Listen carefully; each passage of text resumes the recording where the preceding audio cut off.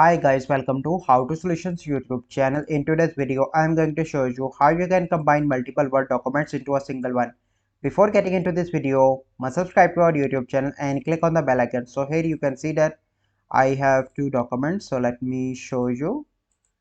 So this is the document 1 and this is the document 2 and I want to combine both of these. So the first step, you simply need to go and click on File and then you need to click on Blank Document. Once you are here, you simply need to click on Insert and then you need to click on the subject drop down and click on Text from File, and then you need to select both the files. So I'm going to select document 1 and document 2 by clicking Shift.